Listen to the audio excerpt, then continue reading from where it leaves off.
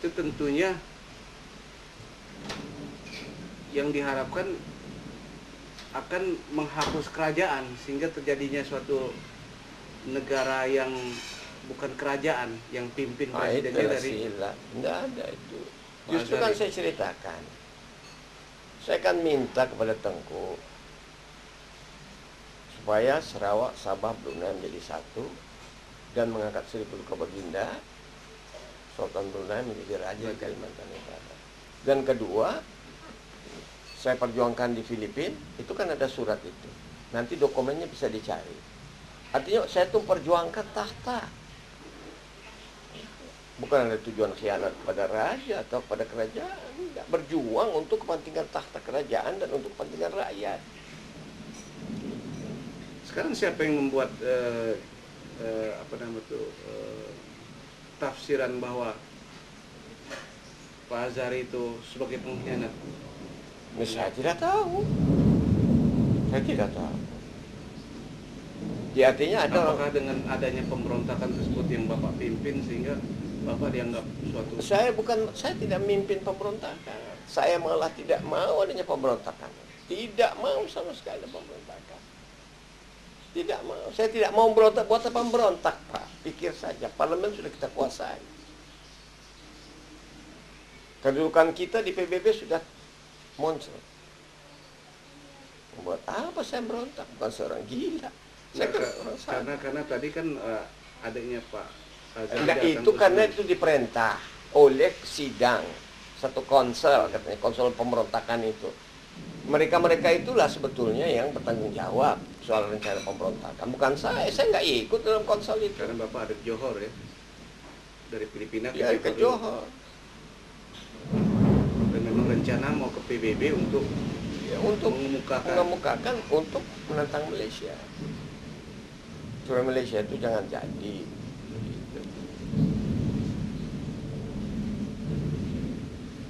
Kalau rencana pemberontakan saya tidak tahu sama sekali, Pak. Siapa dulu yang mengesahkan bahwa di dalam sidang itu mereka memberontak? Banyak. Sebab kan di dalam Partai Rakyat, artinya di antara Partai Rakyat Brunei, kalau di dalam sidang itu menyetujui. Saya tidak tahu, Pak. Ya artinya ini kita bahas. Saya tidak tahu siapa. Saya tidak tahu siapa. Dalam sidang saya hadir. Kalau saya hadir, kalau orang bilang begitu, bisa boxing dengan saya orang. Tidak ada, saya tidak tahu. Cuma yang dikasih tahu oleh adik saya begitu. Kalau di dalam sidang itu siapa yang bisa ngambil keputusan? Yes. Kalau dalam sidang semua mesti ngambil keputusan. Nah, kan ada 3 partai kalau nggak salah. Partai Rakyat Brunei, kemudian dari Sabah, Sarawak. Ya.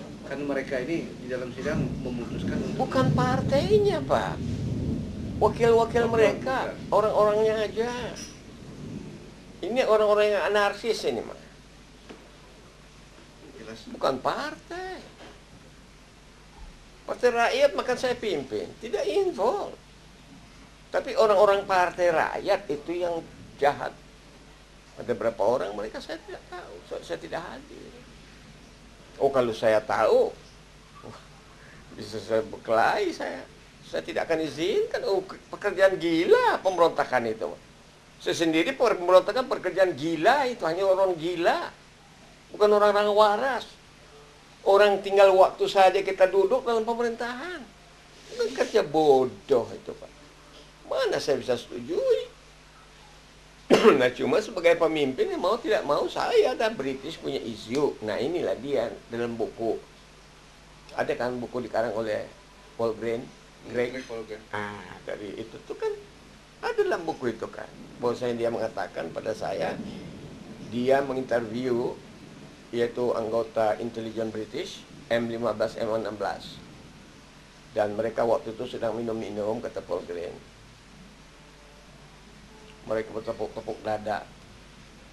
Kamilah katanya yang responsible for what happened in Brunei. Karena kami harus menghancurkan Azhari. dari politik.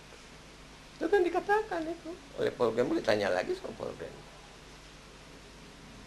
Kemudian keterlibatan Indonesia itu dalam eh, membantu pihak pemberontakan Kalimantan Utara, itu di mana ininya?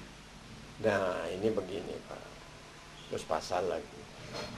Saya ini kan terkenal di Indonesia ini, yang ikut dalam perjuangan kemerdekaan Indonesia. Kan tahu saya punya komandan, almarhum Sambas Atmadinata, waktu Menteri Veteran. Ya. Kenapa ceritakan? Saya kan kenal Jalan Nasution. Kalau Subandrio saya belum kenal. Nah, waktu itu saya operasi Belinda Daram. Ada buku saya soal operasi Belinda Daram itu, rencana saya mesti dibunuh di operasi dalam operation, dikarang oleh Dr. Deji Wool. Ada dokter itu, dia itu surgeon di Kuala Belait, di rumah sakit Kuala Belait. Dia mengatakan dia mau diminta operasi saya supaya saya itu dimatikan masa operasi. Ada dalam bukunya itu. Jadi waktu tahun 62, early 62, saya mesti dioperasi. Nah, dari Indonesia kasih tahu konjennya Jenderal Sugiharto, Singapura dulu. Manggil adik saya, ini almarhum Usman, ke Singapura. Dari konjen Indonesia minta supaya Pak Zahari jangan sekali dioperasi di Brunei. Saya waktu itu mau dikirim, kalau nggak mau di Brunei akan dikirim ke luar negeri. Jangan. Nah, pesan daripada Presiden Indonesia supaya Pak Zahari dioperasi saja di Indonesia. Jadi saya sudah agak baikan, tidak sembuh, baikan. Saya berangkat ke Indonesia. Saya berangkat ke Indonesia, saya diterima dengan baik oleh veteran, oleh Menteri Veteran Pak Sambas. Dan diurus di Cikini, kelas 1 2C, kamar saya di Cikini. Ya alhamdulillah, selesai operasi saya sembuh. Nah, saya balik ke Brunei.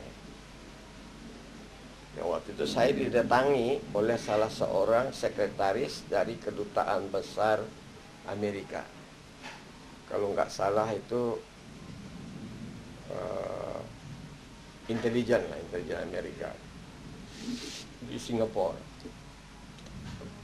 Dia datang ke Brunei.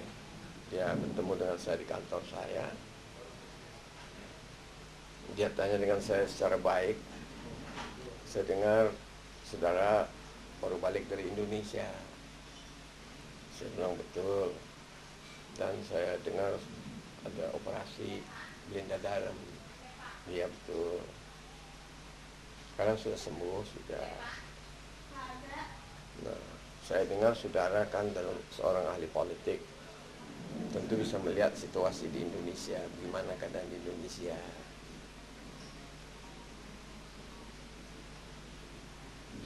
Saya bilang kalau saya punya tinjauan, biarpun hanya sebentar dan sebentar selalu. Waktu itu, keadaan itu sangat gawat. Mungkin tidak lama lagi Indonesia akan dibawa pemerintah komunis. Kan tahu Amerika paling takut. Sebetulnya saya itu menggunakan perkataan begitu untuk memaksa Amerika supaya memaksa Belanda menyelesaikan soal Irian Barat. Itu saya punya saya punya political analysis. Kaget ya. Was it possible? Saya bilang ya, sebab saya dengar di mejanya Presiden Soekarno sudah ada dekrit